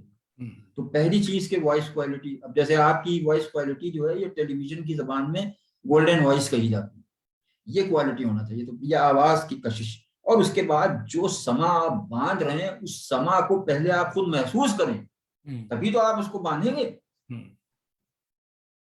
یہ جناب عالی, تو ہمارے معاف کیجیے گا میں ایک آدھ کی مطلب یہ کہ مستثنا ہے, میں داستان گوئی جس طرح سے اس کو عرضہ کیا جا رہا ہے اور جس طرح سے اس کی تحقیق کی جا رہی ہے وہ مجھے تکلیف پہنچاتی ہے. میں ان کلمات کے لیے آپ سے 10 بستہ معافی کا خواستگار ہوں. مجھے تو معاف کر دیا نا. ارے بھائی میں نے تو ابھی آ کیا نہیں, آپ اتنے جملے آپ کی آواز کے اوپر, آپ کے فن کے اوپر, اور یہ اس لیے نہیں کیا ہے کہ آپ میرے سامنے ہیں یا میں آپ کی آواز, ہمارے سارے دوست ہمارے حلقے کے حملہ آورہ کے وہ جاوید دانش کی آواز کو ایک الگ درجے پر رکھتے ہیں. نوازش جناب, آج کل ہمارے ایک دوست وہاں سے دیکھ رہی ہیں, سنتوش بقایا, بہت اچھے انگلش کی اور ہندی کی شاعرہ ہیں اور جے پور سے دیکھ رہی ہیں, آپ کو آداب کہہ رہی. آج کل لکھنؤ کی صاحب چکن کاری سے لے کر امراؤ جان تک ایک پاپولر کموڈٹی کے طور پر سوشل میڈیا پہ ہو یا فلم پہ ہو خوب بیچی جا رہی. جی, یہ میں نے ایک اصطلاح ایجاد کی ہے, اور یہ اصطلاح میں نے ایک جلسے میں ایجاد کی تھی جس کی میں صدارت کر رہا تھا, اور وہ لکھنؤ پر اور اودھ پر وہ جلسہ تھا, اور اس میں مظفر علی صاحب مہمان خصوصی تھے. اس میں نے کہا کہ صاحب یہ جو ہے یہ لکھنؤ فروشی کا دور ہے. لکھنؤ ایک مارکیٹ بن چکا ہے, اور ہمارے دیکھیے حسین افسر صاحب ہمارے بغل میں بیٹھے ہوئے ہیں, یہ بھی بہت پڑھتے ہیں. تو میں نے کہا آپ کہاں تک پڑھیے گا. تو اب یہ یعنی لکھنؤ عالمی سطح پر مقبول ہو رہا ہے, اس کے اسباب کیا میں نہیں کہہ سکتا, اور جن لوگوں نے یہ محسوس کر لیا ہے کہ لکھنؤ مقبول ہو رہا ہے انہوں نے جناب علی لکھنؤ پر لکھنا شروع کر دیا. اب لکھنؤ پر لکھنے کے لیے دیکھیے جاوید دانش صاحب, آپ کے اتنے حضرات آپ کے اس پروگرام کو دیکھ رہا ہوں, لکھنؤ پر لکھنے کے لیے آپ کو عربی, فارسی اور اردو سے واقف ہونا ضروری ہے. بہت ضروری. جس لکھنؤ کو ہم پیش کرتے ہیں انگریزی کے اخباروں میں, وہ لکھنؤ وکٹرس نیریٹو ہے, وہ فاتح کا لکھنؤ ہے. واہ واہ واہ. فاتحین نے جس طرح سے تاریخ لکھی ہے وہ وکٹرس نیریٹو آپ پیش کرتے ہیں, جس میں لکھنؤ کو محو کر کے دکھایا گیا ہے. پھر یہ کہ آپ تمام حضرات دیکھ رہے ہیں, میں ان کے علم میں, اگر ان کے علم میں ہے فبہات, ان کے علم میں یہ بات لانا چاہتا ہوں کہ ہم نے صرف فسانہ اعجاز سرور کی کتاب پڑھی ہے. سرور کی ایک کتاب بہت قیمتی کتاب ہے, اس کا نام ہے فسانہ عبرت. اچھا. وہ آئی وٹنس اکاؤنٹ ہے. سرور نے کئی یہاں کے بادشاہوں کو دیکھا, لمبی عمر انہوں نے پائی تھی, اور انہوں نے اپنی آنکھوں دیکھا حال اس میں بیان کیا ہے. وہ چونکہ پرشینائزڈ اردو میں ہے لہذا عام اردو والوں کی سمجھ میں نہیں آ سکتی. فسانہ اعجاز سے بھی کہیں مشکل زبان ہے.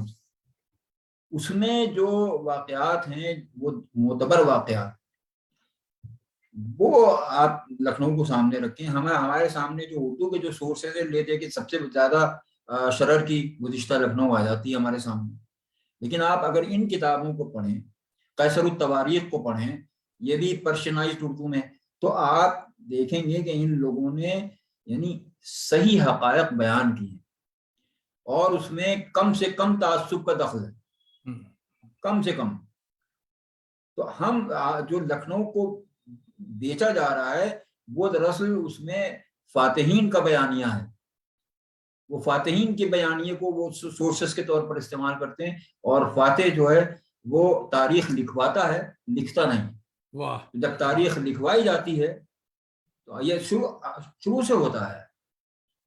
جب حاکم جو ہے وہ تاریخ لکھواتا ہے تو وہ اپنے نقطۂ نظر کو اس میں شامل کرتا ہے, اس کو اولیت دیتا ہے. تو اس لیے میں نے کہا کہ صاحب لکھنؤ فروشی کا کام جو ہے یہ بہت تیزی سے چل رہا ہے. دوستوں کو آپ کا شعر سنا دے کہ آ گئے ہیں یہ میرے شہر میں کس شہر کے لوگ، گفتگو میں ادب آداب نہیں دیکھتے. کیا بات ہے صاحب، کیا بات. اچھا، سبھاش گپتا شفیق صاحب دیکھ رہے ہیں ہوشیار پور سے، آپ کہہ رہے ہیں. اور جناب پرویز ملک زادہ لکھنؤ سے دیکھ رہے ہیں، کہہ رہے ہیں کہ لکھنؤ فروشی بہت عمدہ اور بہت عمدہ گفتگو چل رہی ہے. بدر الدین شیخ صاحب بھی دیکھ رہے ہیں، مگر یہ نہیں بتایا کہاں سے دیکھ رہے ہیں. فردوس آصف صاحبہ دیکھ رہی ہیں پٹنہ سے. یہ سب آداب کہہ رہے ہیں آپ کو. اچھا، بڑی باتیں ہوئی صاحب، مگر بہت امپورٹنٹ اس میں جو ایک معاملہ ہے وہ ہے رسائی ادب کا، کہ رسائی ادب میں لکھنؤ کی کنٹریبیوشن سے انکار نہیں کیا جا سکتا. بچپن میں آپ نے جو دیکھا سنا، اس کے آداب کیا آج بھی ویسے ہی ہے یا اس کا مزاج کچھ تبدیلی ہوئی اس میں؟ اس میں دیکھیے بہت بڑا کنٹریبیوشن نیر مسعود کا ہے. مرثیے کو پڑھنے کے آداب وہ اس میں ان کی پوری کتاب ہے. اس کے اوپر مرثیہ گوئی کا فن، اس میں انہوں نے بتائے ہیں کہ یعنی منبر پر مرثیہ پڑھنے کے آداب کیا ہیں. اس میں ایک بہت دلچسپ بات یہ ہے کہ سب سے پہلے تو وہ داستان گو میں بھی داستان یہ آپ سن لیجیے. خیر آپ کا صادق آتی ہے اس لیے نہیں لگی. دو چیزیں ہوتی ہیں یہ یعنی مجلس اور مرثیہ پڑھنے والے کی، کہ وہ زیب ممبر بھی ہو اور زینت ممبر بھی ہو. کیا بات، دونوں میں فرق ہے. واہ، دونوں میں فرق ہے.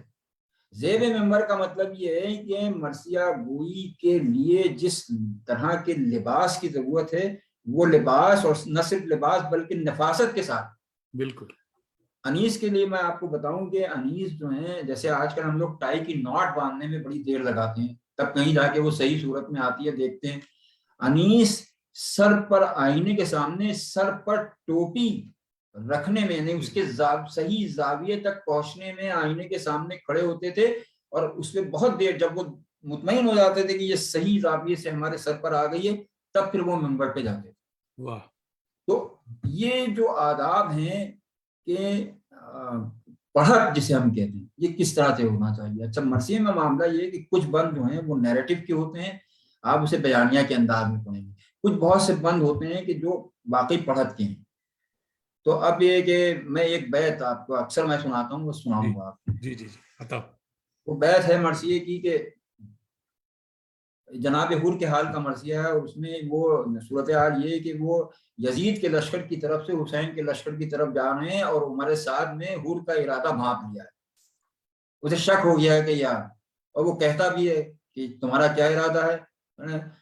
اب سنیے صاحب، آپ چونکہ ڈرامے کے آدمی ہیں اور اسٹیج کے آدمی ہیں اور داستان کے آدمی، آپ سنیے. دیکھیے 3 لفظوں سے کیا کرشمہ دکھایا ہے. یہ پڑھت کا بند کہلاتا ہے. اس کی میں بحث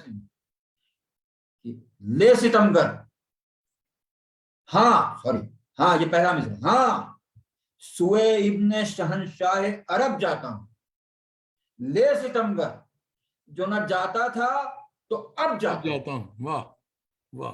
اب اس میں 3 لفظ ہیں. ہاں سوئے شہنشاہ عرب جاتا ہوں، اور لے، اور اب. ان 3 لفظوں کے اوپر جتنا اسٹریس کی ضرورت ہے اور جس ٹونز میں یہ ادا ہوں گے، اگر ان ٹونز کو آپ نے نہیں پکڑا اور اس اسٹریس کو نہیں پکڑا تو یہ بیت بیکار ہو گئی. واہ. یہ تو انیس سے پڑھتے تھے لوگ کھڑے ہو جاتے تھے. اب یہ کھولا ہوا تھا دھوپ سے پانی فرات کا، وہ اس طرح سے ادا کرتے تھے کہ لوگوں کو کھولتا ہوا پانی نظر آنے لگتا تھا. اب اگر وقت ہو تو ایک مصرع اور آپ سن لیجیے. جی جی بتاؤ. انیسی کا مرثیہ ہے، اور اس کا ایک مصرع. اس کی روایت یہ ہے کہ جب وہ مرثیہ دلی پہنچا تو نواب مصطفیٰ خان شیفتہ جو بہت بڑے عالم تھے، اور غالب جب تک ان کو سنا نہیں لیتے تھے مطمئن نہیں ہوتے تھے، تو جب وہاں پہنچا تو ایک یہ مصرع تھا جس کا مطلب تھا کہ آج شبیر پہ کیا عالم تنہائی. تو جب شیفتہ نے یہ سنا تو بڑی دیر تک سر جھکائے بیٹھے رہے. تو جس نے سنایا تو اس نے پوچھا کہ حضور اس میں ایسی کون سی بات ہے کہ آپ اتنی دیر تک سر جھکائے بیٹھے ہوں گے. تو انہوں نے کہا کہ بھئی انیس نے کمال کر دیا. کہ دیکھو اس مصرے میں جو سوال ہے वही जवाब है। तो उसने पूछा कैसे? कहने लगे कि पढ़ो मिसरा। उसने पढ़ा मिसरा। कहने नहीं, इसमें एक ही मिसरे में सवाल भी है जवाब भी है, इसको क़िरात जद तय करेगी कि क्या सवाल है और क्या जवाब। अब सवाल करो कि आज शब्बीर पर क्या आलम तन्हाई है, ये सवाल हुआ। क्या क्या आलम तन्हाई? अब जवाब सुनिए। और इसमें अदाई का अंदाज है, अदा करने का। आज शब्बीर पे क्या आलम तन्हाई, वाह, ये जवाब हुआ। क्या आलम तन्हाई भी कैसा कि जिसमें क्या को आपको खींच कर पढ़ना पड़ रहा है। आज शब्बीर पे क्या आलम तन्हाई। तो आप ये समझिए कि जब ये मिसरे मेंबर पे पढ़े जाते होंगे और ये उसी टोन के और उसी टेम्पर के साथ पढ़े जाते होंगे तो क्या कैफियत, क्या आलम होता है, बिल्कुल क्या आलम होता है। तो ये जनाब अली आसान नीस मरसिया हुई और दास्तान गोई भी आसान। सॉरी, हाँ बताएं। दास्तान गोई भी आसान चीज नहीं है। लोग समझते हैं अब हर गुला हवस ने हुस्न परस्ती शियार की, अब जिसको देखिए वो दास्तान गो बनने लगा है। आप महसूस कर रहे हैं आप? बिल्कुल। सब जब ईरान, पाकिस्तान या किसी और मुल्क के रसाई अदब को हम पढ़ते हैं या सुनते टीवी पे देखते हैं तो लखनऊ से कदरे मुख्तलिफ लगता है, ऐसा क्यों? नहीं देखिए, वहां तो देखिए उसमें तो ईरान में तो करीब आप नहीं समझिए मरसिया। वहां मसनवी है और गजल है, ये दो गालिब असनाफ हैं उनके अदब में। अरब में है भी लेकिन वो नहीं। तो इसमें सबसे बड़ा यहाँ के शायरों का दखल है। जो रिवायत चली मीर खलीक से, बल्कि मीर हसन से कही। मीर हसन ने मरसिया नहीं कहा, लेकिन ये कि जाहिर है कि मसनवी सेहरुल बयान ने जो जबान को जिस तरह से मांझा, जिस तरह से सवारा, जिस तरह से पाक किया, अब इसकी एक पूरी तारीख है। तो वो मसनवी गिरे जैसे छलनी से छन छन, दरख्तों के पत्तों से महका ज़हूर, गिरे जैसे छलनी से छन छन के नूर, ये मीर हसन की मसनवी की जबान। आप समझिए कि दादा की ये जबान। अब उसी जमाने में, जिस जमाने में अनीस का वरूद हुआ है, उस जमाने में उससे कुछ कबल नासिक की एक तहरीक चल रही थी जिसे हम इस्लाह जबान की तहरीक कहते हैं। और नासिक ने जबान में तर्क व इखराज का अमल शुरू हुआ कि आप करी और सकील लफ्ज जो हैं वो शायरी में इस्तेमाल नहीं किए जाएंगे, उन्होंने खारिज करना शुरू किया।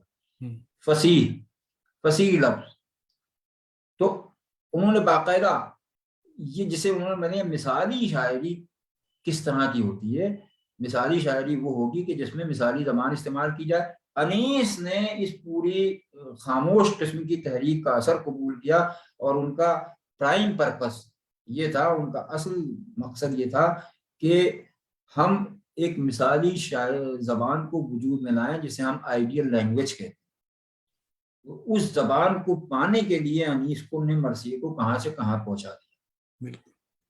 और अपनी अपनी जबान की उन्होंने हक्का कि अफसहुल फुसहा है इन्हीं का जद, ये इशारा कर रहे हैं मीर हसन की तरफ, जिन्होंने मसनवी शेरुल बयान की। अनीस कह रहे हैं यानी मौका हो जहां जिसका इबारत हो वही, ये अनीस कह रहे हैं। तो ये जो फलसफा है हुस्न का, लोग धोखा खाते हैं। अनीस ने पहली बार, मैं आप दावे के साथ कर रहा हूँ, अनीस ने पहली बार हुस्न का फलसफा की सही तारीफ बयान की। उन्होंने कहा चीजें आप अपने आप में अच्छी बुरी नहीं होती हैं, चीजों का इस्तेमाल उन्हें अच्छा बुरा बनाता है। क्या बात है कजी ऐब मगर हुस्न है अबरू के भी। वाह, कजी जो है वो ऐब है। कहीं और आपको कजी नजर आई, किसी मतलब आप कमर खमीदा शख्स को देखेंगे तो आप जो है, लेकिन किसी औरत की आप पलक को देखेंगे तो वो जितनी तिरछी होगी उतनी ही। वाह वाह वाह। तो ये है सुरमा ज़ेबा है फकत नरगिसे जादू के लिए। वाह। हमारी आपकी आंख जो है उसमें सुरमा नहीं अच्छा लगेगा, या स्याह फाम की आंख में सुरमा अच्छा नहीं लगेगा। सुरमा उसी आंख में अच्छा लगेगा कि जिसकी जादुई आंख हो। वाह वाह। नरगिसे जादू के लिए। वाह वाह। तो ये proper the best proper order of the words जिसे कहते हैं, الفاظ کی مناسب ترین ترتیب کلام میں حسن پیدا کرتی ہے. یہی فصاحت یہی فصاحت اس پر انیس نے سب سے زیادہ زور دیا.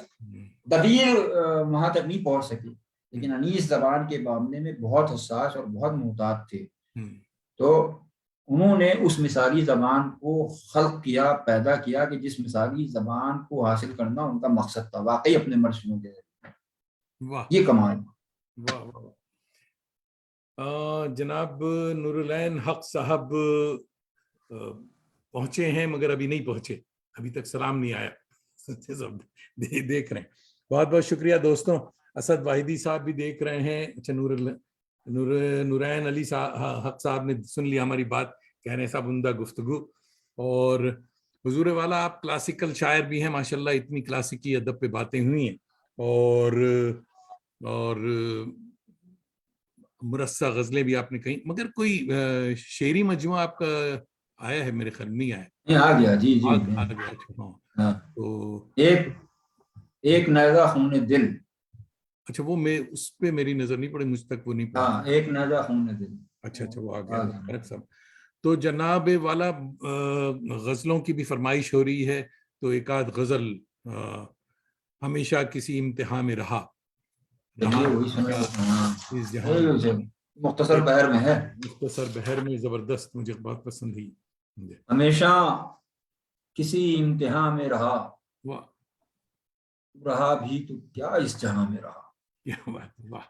ہمیشہ کسی امتحان میں رہا, رہا بھی تو کیا اس جہاں میں رہا. نہ میں دور تک ساتھ اس کے گیا, نہ میں دور تک ساتھ اس کے گیا. نہ وہ دیر تک ہم رہاں میں رہا, نہ وہ دیر تک ہم رہاں میں رہا. دریا پر مجھ کو بلاتا رہا, وہ دریا پر مجھ کو بلاتا رہا. مگر میں صفے تشنگاں میں رہا, مگر میں صفے تشنگاں میں رہا. میں بجھنے لگا تو بہت دیر تک, میں بجھنے لگا تو بہت دیر تک. اجالا چراغ ضیاء میں رہا, کیا بات ہے. اجالا چراغ ضیاء میں رہا. قفس یاد آیا پرندے کو پھر, قفس یاد آیا پرندے کو پھر. بہت روز تک آشیاں میں رہا, رہی دیر تک موت سے گفتگو, رہی دیر تک موت سے گفتگو. میں جب حلقے رفتگاں میں رہا, نہ گل کوئی دل کے شجر پر کھلا, نہ گل کوئی دل کے شجر پر کھلا. نہ کوئی ثمر شاخ جاں میں رہا. سبحان اللہ. یہ خانہ ہمیشہ سے ویران ہے, یہ خانہ ہمیشہ سے ویران ہے. کہاں کوئی دل کے مقام میں رہا, کہاں کوئی دل کے مقام میں رہا. سبحان اللہ سبحان اللہ. زبردست, بہت اچھی مرصع غزل.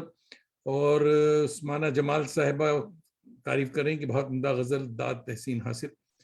اور جناب ایک غزل کی اور گنجائش نکلتی ہے کیونکہ اب لوگ جوش میں آ گئے.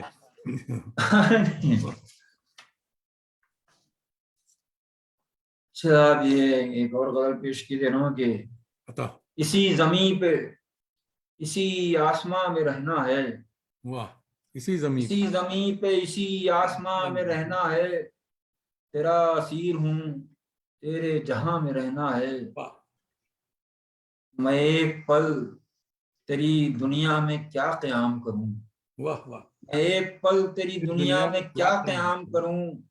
کہ عمر بھر تو مجھے رفتگاں میں رہنا ہے, کہ عمر بھر تو مجھے رفتگاں میں رہنا ہے. اور میں جانتا ہوں بہت سخت دھوپ ہے لیکن, میں جانتا ہوں بہت سخت دھوپ ہے لیکن سفر میں ہوں تو صفے رہرواں میں رہنا ہے. سفر میں ہوں تو صفے رہرواں میں رہنا ہے. کھلے رہیں جو کھلے ہیں قفس کے دروازے, کھلے رہیں جو کھلے ہیں قفس کے دروازے. وہ کب چھوٹیں گے جنہیں قید جا میں رہنا ہے, کیا بات ہے، وہ واہ کب واہ، چھوٹیں گے جنہیں جنہیں قید جا میں رہنا ہے، تو پھر یہ زندگی جاویداں کا مطلب کیا، واہ تو پھر یہ زندگی جاویداں کا ملنا کیا، واہ، تو پھر یہ زندگی جاویداں کا جاویداں کا ملنا ملنا کیا، جو ہر نفس نفس رائگاں میں رہنا ہے، کیا بات ہے، واہ واہ واہ، اسی زمین پہ اسی آسماں میں رہنا ہے، سبحان اللہ سبحان تیرا اللہ، اسیر ہوں تیرے جہاں میں رہنا۔ واہ صاحب، ابو حذیفہ صاحب آپ کو سلام کہہ رہے ہیں، اور کشف الدجا ہمارے ریسرچ اسکالر ہیں، پٹنہ سے آپ کو آداب کہہ رہے ہیں، مشتاق قادری بھائی دیکھ رہے ہیں دہلی یونیورسٹی، اور مشتاق صاحب بھی کہہ رہے ہیں بہت عمدہ، آپ کو آداب کہہ رہے ہیں۔ تو جناب لکھنؤ کی تہذیب میں قسمت کو کتنا دخل، آپ مانتے ہیں قسمت کو؟ قسمت کو میں تو ظاہر ہے، اگر آپ میرا ویسے تو بھائی اٹھتے بیٹھتے لوگ قسمت کی تسبیح پڑھتے ہیں کہ مقدر میں لکھا تھا مقدر میں ایسا تھا، یہ اصل میں تشفی، اپنے کو ایک طرح کی تشفی دینا ہے۔ تو ہم جب ہمیں مطمئن ہوتا ہے اور تشفی اپنے کو دینا ہوتی ہے تو ہم قسمت کا ہاتھ پکڑ لیتے ہیں، لیکن اصل چیز یہ ہے کہ بھئی آدمی کی شخصیت کی تعمیر میں، زمانے کی تعمیر میں، ایک تہذیب کی تعمیر میں عمل کا دخل بہت ہے۔ تو وہ جو اقبال نے کہا ہے وہ بالکل پتھر کی لکیر ہے، جہاد زندگانی میں یہ ہیں مردوں کی شمشیریں، تو عمل پہ ہم، تو یہ سارا معاملہ جو ہے عمل کا، کہ آپ کتنے متحرک اور کتنے فعال ہیں، اور ظاہر ہے کہ اگر آپ ہاتھ پر ہاتھ دھرے بیٹھے ہیں تو آپ، یہ تو وہی بالکل مکتبی انداز میں یہ بات، تو آپ کچھ حاصل نہیں کر سکتے ہیں۔ تو کسی بھی تہذیب کو آپ کو عروج تک پہنچانا ہے، کسی فن کو کمال تک پہنچانا ہے، کسی بھی شے کو فروغ دینا ہے، تو اس میں سب سے بڑا دخل عمل کا ہے، تحرک کا ہے۔ یہ بڑی دولتیں ہیں، اگر یہ نہیں ہے تو اب آپ نے کیونکہ لکھنؤ کی تہذیب کے تعلق سے یہ بات کہی، تو الزام تہذیب پر یہ عائد ہوتا ہے کہ یہ تو سب ایک طرح سے سوئے ہوئے لوگوں کی تہذیب ہے، جو الزامات عائد ہوتے ہیں کہ انہوں نے تو یعنی کچھ کیا ہی نہیں۔ اب یہ میں کھل کی بات آپ سے کر رہا ہوں کہ صاحب یہی، لیکن وہ لوگ بھول جاتے ہیں، یہ کہتے ہیں کہ صاحب آپ نے دفاعی جنگ ہی نہیں لڑی اپنے لیے، آپ نے کوئی قدم ہی نہیں اٹھایا۔ یہ بھی ایک الزام کہ تہذیب عجیب کو تو فروغ کو ایک جگہ پہ رکھیے، لیکن آزادی کی جنگ میں بے عمل رہے آپ، تو پھر وہ حضرت محل کو بھول جاتے ہیں۔ حضرت محل نے پورا مورچہ سنبھالا، پورا مورچہ سنبھالا، اور ایک طرح سے دانت کھٹے کر دیے دشمن کے، ایسی جنگ لڑی۔ تو اور جگہوں پر آپ کو اس جنگ، اس طرح کی جنگ کے منظر نہیں، تو مطلب یہ کہ جو ہم کہتے ہیں کہ فرزن جو جنگ لڑی گئی، وہ حضرت محل نے اس جنگ کی رہنمائی کی۔ تو یہ صورت بھی موجود ہے یہاں۔ اب لیکن سب سے بڑی بات یہ کہ جو بھی لکھنؤ کے سلاطین تھے یا لکھنؤ کے بادشاہان تھے، ان کا فوکس ایک خاص طرح کے معاشرے کی تشکیل پر تھا۔ اس معاشرے کی تشکیل میں ان کے یہاں کچھ چیزیں تھیں، یہ کہ ایسا معاشرہ کہ جس میں ہم آہنگی ہو، یکجہتی ہو، رواداری ہو، اور ایک چیز جو ان کے یہاں تھی یہ کہ فنون کے بغیر، فنون کے حصول کے بغیر انسان کی شخصیت مکمل نہیں ہو سکتی۔ بالکل، اگر خالص آپ ادبی نقطۂ نظر سے دیکھیں تو فنون میں ظاہر ہے کہ ہم نے تو فائن آرٹس تو 5 ہیں، تو شاعری ہے، موسیقی ہے، مصوری ہے، رقص ہے، مجسمہ سازی ہے، اور بھی طرح کے فنون ہیں۔ تو اگر آپ شخصیت کی تکمیل کے اور سے بہت سے اجزاء ہیں، لیکن اگر آپ نے ان فنون میں کمال حاصل نہیں کیا، کم سے کم آپ کی تخلیقی اور شعری اور ادبی شخصیت کو کمال نہیں حاصل ہو سکتا اگر آپ ان فنون سے بے بہرا ہیں، جس میدان میں ہو آپ، اس میدان میں ہو آپ۔ تو اس لیے ان فنون کا حصول اور ان فنون کا صحیح حصول جو ہے وہ ضروری ہے۔ تو ایک مثالی معاشرے کی تشکیل اور مثالی معاشرے کی تشکیل میں ان فنون کی بڑی کارفرمائی ہوتی ہے، یہ بالواسطہ طور پر ان کا بڑا دخل ہوتا ہے۔ تو انہوں نے فوکس کیا اس چیز کے اوپر کہ ہمارے معاشرے میں رواداری قائم رہے، یکجہتی قائم رہے، ہم آہنگی قائم رہے، ایک انکلوسیو معاشرے کی تشکیل۔ یہ میں اس لیے نہیں کہہ رہا ہوں کہ میں لکھنؤ کا ہوں، لیکن یہ ہمارے سلاطین اودھ کا ایک بڑا کارنامہ ہے کہ انہوں نے ایک مشترکہ تہذیب اور ایک مشترکہ کلچر کو فروغ دیا۔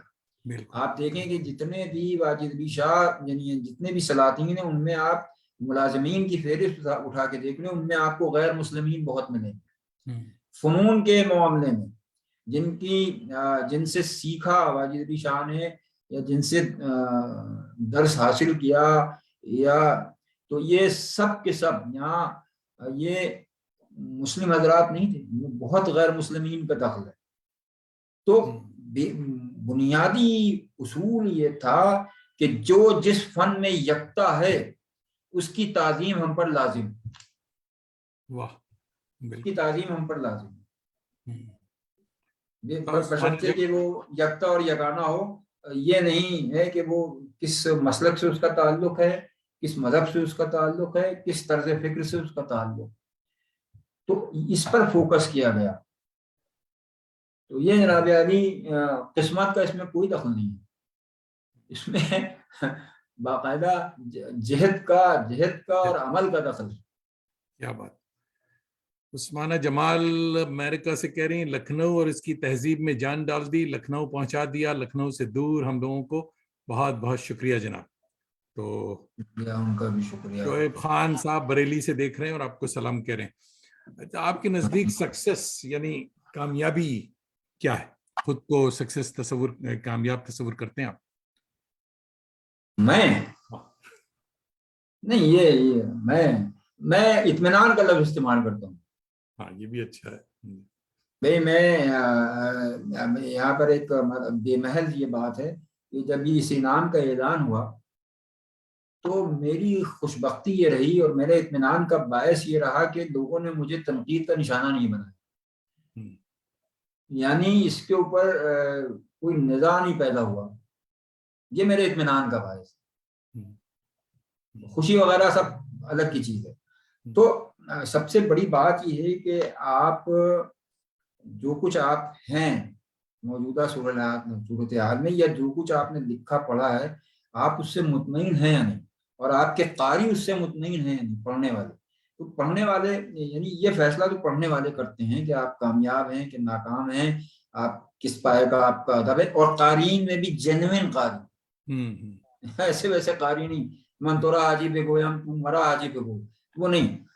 تو لیکن میرے لیے یہ ہے کہ ٹی ایس ایلیٹ نے یہ کہا ہے، ایک جگہ پر لکھا ہے کہ جب میری کوئی نظم مکمل ہو جاتی ہے تو میں اس سے کہتا ہوں کہ جاؤ اب تم کسی بیاض میں آرام کرو اور مجھے چین کی نیند سونے دو۔ تو جب آپ ایسی کوئی چیز تخلیق کر لیتے ہیں کہ جو آپ کے اطمینان کا باعث ہوتی ہے، سب سے بڑی کامیابی ہے، وہی ہے سب سے بڑی کامیابی کہ آپ مطمئن ہو گئے۔ اور دوسرا اطمینان آپ کو اس وقت، دوسرا اطمینان کا دوسرا مرحلہ اس وقت ہے کہ لکھنے والے سے زیادہ پڑھنے والا اس تخلیق سے مطمئن، بالکل یہی ہے۔ اگر آپ اسے کامیابی کا نام دینا چاہیں تو جاوید دانش صاحب دے سکتے ہیں، میں خود نہیں دوں گا۔ نہیں، ماشاءاللہ کامیاب ہیں آپ بالکل۔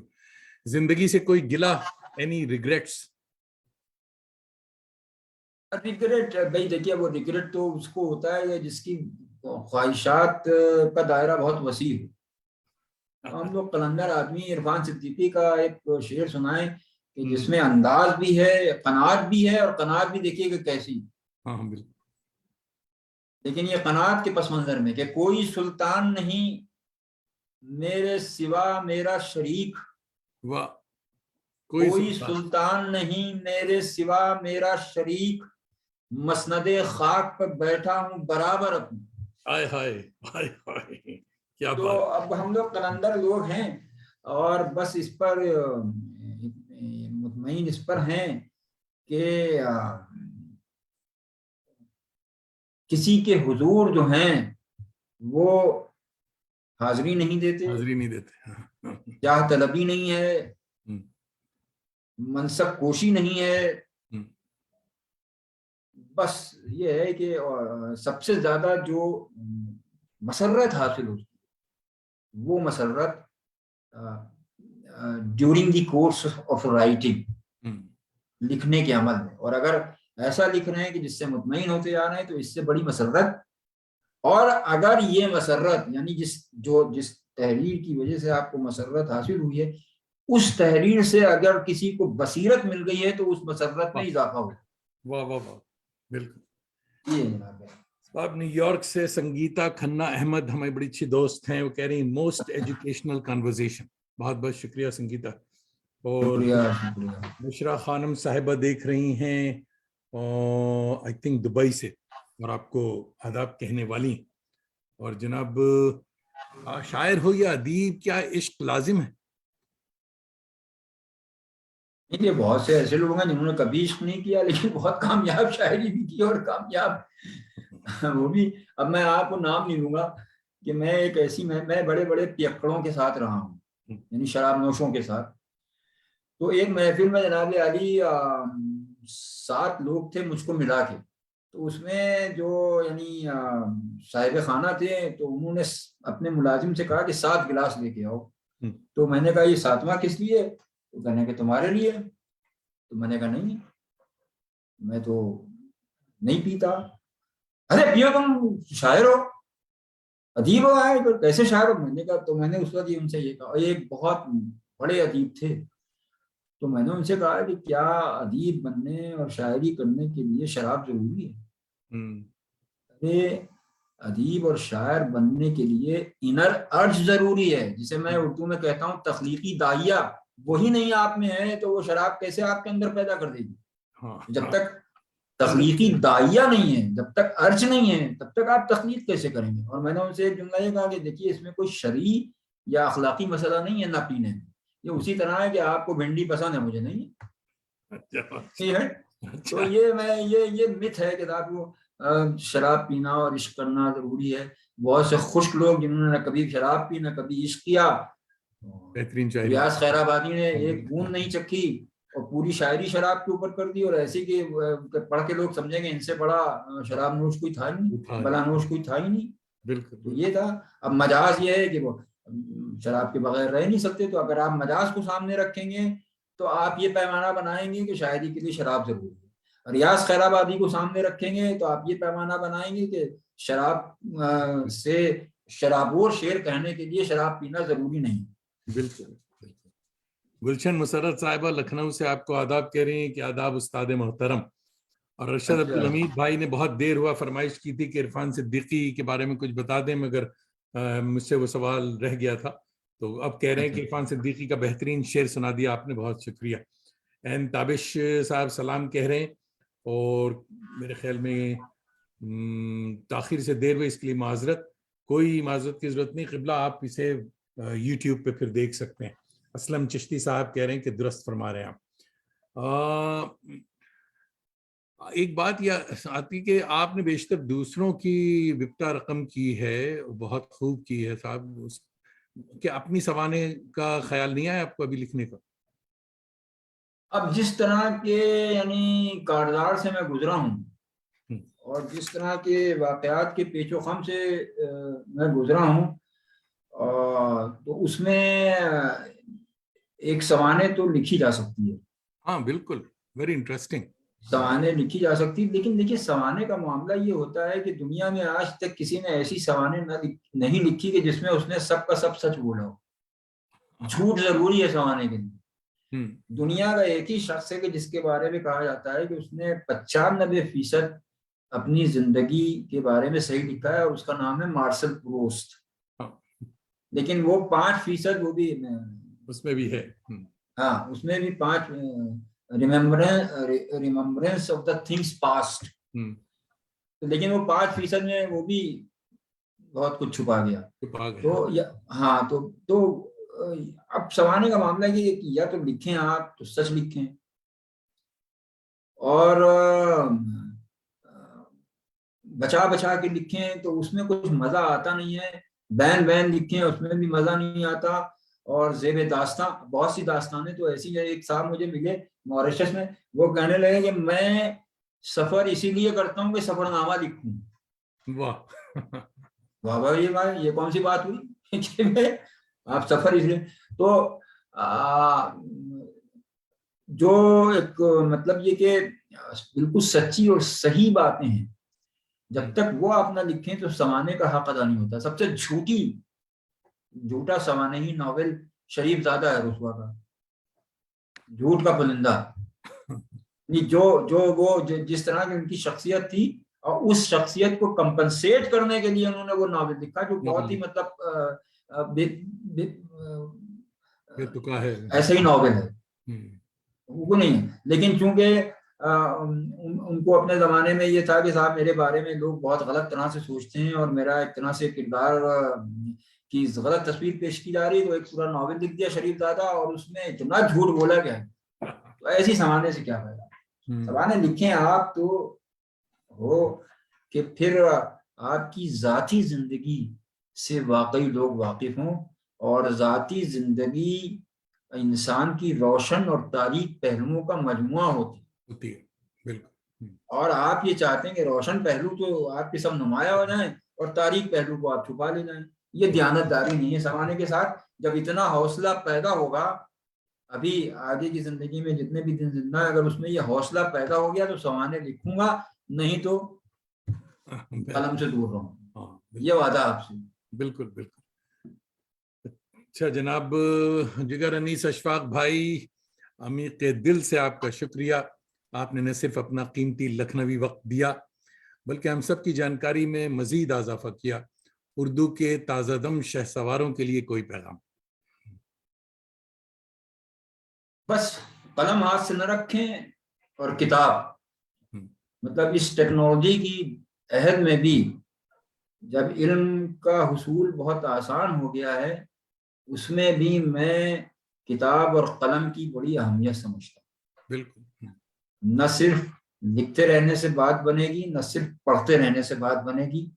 पढ़ना भी जरूरी है और लिखना भी जरूरी है। लिखने से आपकी शख्सियत जो है उसका कैथारसिस होता है, उस तस्किए के लिए। आप अपने तस्किए के लिए लिखते हैं। और पढ़ने से देखिए, एक ड्यूरिंग, बस आखिरी बात कि during the course of reading, ये आप कंप्यूटर के स्क्रीन पर उस तरह से नहीं पढ़ सकते आज भी जितना आप वरक पर छपे हुए हुरूफ से लुत्फ ले सकते हैं। पक्की रोशनी। 3 लेवल्स हैं रीडिंग के। पहला लेवल ये होता है कि आप उसे मतलब सरसरी तौर पर पढ़ते हैं। दूसरा लेवल रीडिंग का ये होता है कि आप समझ समझ के पढ़ते हैं। और तीसरा लेवल रीडिंग का ये है कि आप ईनो आ के साथ पढ़ते हैं। वाह। ये 3 मरहले स्क्रीन के ऊपर, ये 3 मरहले आप नहीं तय कर सकते। आप किताब के उस वरक पर ही ये 3 मरहले तय करेंगे जिसमें हर्फ अपनी पक्की सूरत में मौजूद है। वाह वाह वाह वाह। ये जनाब क्या बात। और दोस्तों आप सबका भी फर्दन फर्दन शुक्रिया कि हर शंबा की शब सैटरडेज आप न सिर्फ मेरी आवारगी को वक़ार बख्शते हैं, बल्कि अपनी दोस्ती का वहरम भी रखते हैं। अपने अजीज़ों, दोस्तों और ससुराल वालों को भी आवारगी पर राग़िब किया करें। साथ ही हमारी यूट्यूब चैनल को सब्सक्राइब करने का हुनर भी बताया करें कि दिल से दिल को राह और चिराग से चिराग तादेर रोशन रहा करता है। और अगले हफ्ते फरवरी 11 2023 हमारी मायनाज मेहमान होंगी एन शम्स यूनिवर्सिटी काहिरा की उर्दू की एसोसिएट प्रोफेसर मोहतरमा वाला जमाल अल असीली। जरूर शरीक हों। तो अब तो जाते हैं बुत कदे से मीर, फिर मिलेंगे अगर खुदा लाया। अगर खुदा लाया। बहुत शुक्रिया। बहुत आप जरा सा इंतजार करिए आखिरी मरहला में।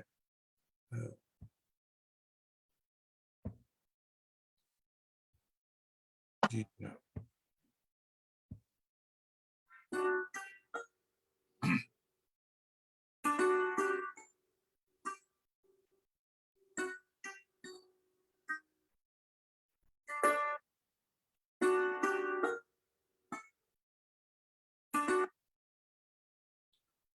دوستوں نوازش کرم خوش باش. خوشباش.